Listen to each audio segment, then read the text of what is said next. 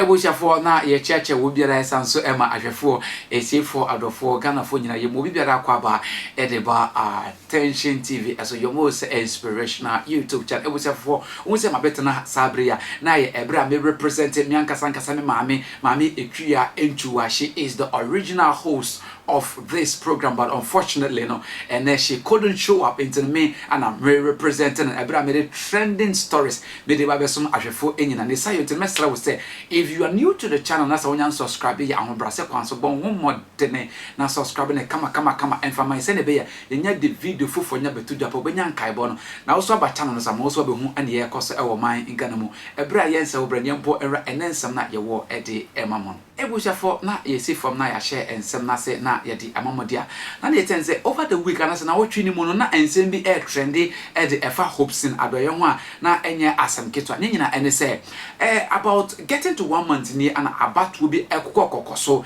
na ebre abato no course ewie ye no eno na nam so ema Hopeson Adorye e de ensem bi ebetu dwa e de fa abato no na nya asem keto a na ebre o make sa comment na say ebre o keka sansem no aposifo ne gana fo susu ensem o kan evidence ni ho. Secondly no ensem na o kan akwai say e threat and say ensem ebe create fear and panic e de ama gana fo ne science no aposifo eton sa friends wombra na wo metwere abaye kukum no meyi ne ho ano e won ensem a wo kan ye no na anokwasam ne say yeton sa e de friend na say ye kwache no na enije sema apim wa asem mu ene say ya grante Hopeson Adorye bela aye enije sema enya asem keto na bre ye grante ni bill no papa yi ene ne yere empress gift ebe ye video a ode revelation ene ensem bi etutu dwa efa che na ye che no ene nipa bi ma bo po ene nipa bi o muta che na ye che na chi no in fact papa yi akasa bebre yenko hwe video ni bi na ye mbra and now we say ne no free publication for movement for change free the whole word you see NPP for no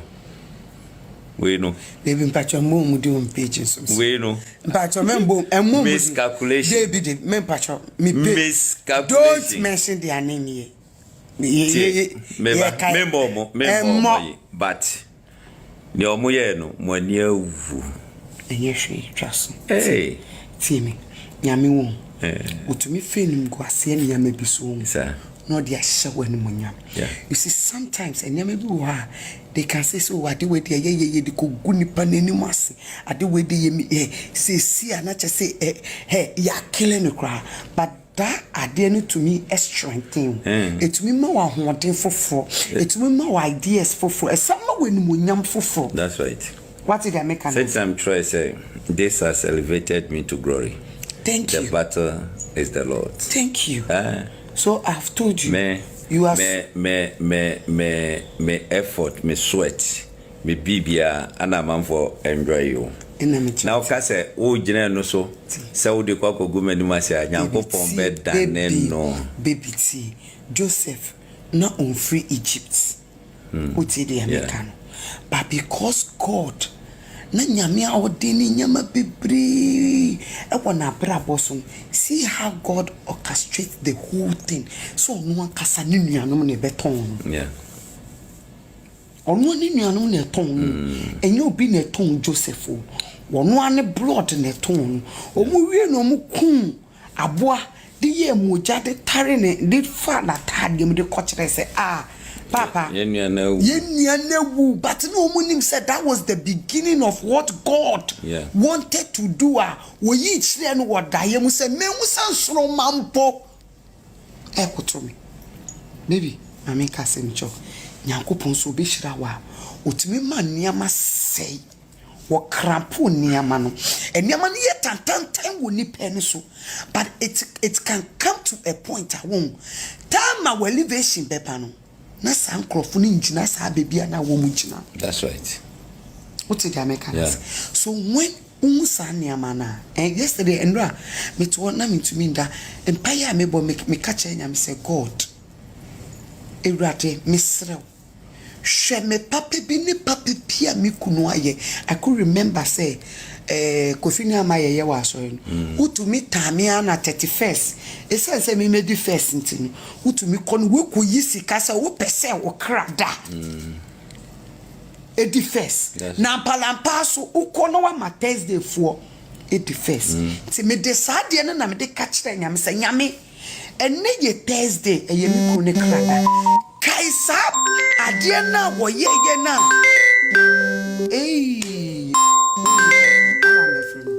And now we say no free publication for movement for change. Free. The whole word. The whole word. You see, NPP for no. We know. Baby, mpacho mo do on pages. We know. Mpacho membo emo miscalculation. David, me mpacho me miscalculation. Don't mention their name here. Member, but the omoye no money wu. Enye hwe twaso. Hey. See me. Nyame wo. Utumi fenim go ase ne nyame biso. Sir. No dia hye ni munyam. You see sometimes nyame bi wo ha they can say so ade we dey ye de ko gu nipa nanim ase. Ade we dey ye say na che say ya killing the crowd. But that ade no to me is strengthening. It me ma wa hoden foforo. It me ma wa ideas foforo. Esama we ni munyam foforo. That's right. What did I make? Since I'm trying to say, this has elevated me to glory. Thank you. The battle is the Lord. Thank you. So I've told you. You are me effort, me sweat, me bibia, and I'm for enjoy you.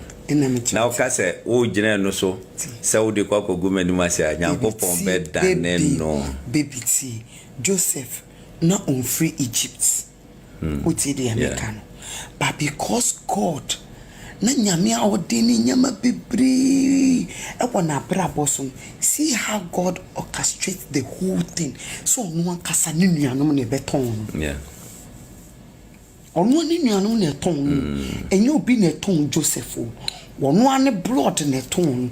Omu wie no mu kun aboa de ye moja de tare ne de fa na tade mu de kochire se Papa, but no one said that was the beginning of what God wanted to do. We each then what Diam said, men was so mampo. Echo to me. Baby, I make a sencho. Yanko Ponso Bishrawa, Utimi man Niama say, what crampo Niamano, and Yaman yet and time will nip so. But it can come to a point I won't. Time my elevation, Bepano. Na san krofuni njina sa baby na wo mujina. That's right. What did I make? So when umusaniama na and yesterday Endra me to na me to me that empire me bo me catch nyam say God Ewrate misrew hwe me papa bi ni papa pia me kunu aye. I could remember say Kofi na amaye ye wa so no utumi tamia na 31st esense me medi first ntini utumi kono we koyi sika sa wo pese wo krada ebusa for sa pepepe anete ha na me de enseme nyina ebesi e de mo me de enseme bra me din ara energy connect makra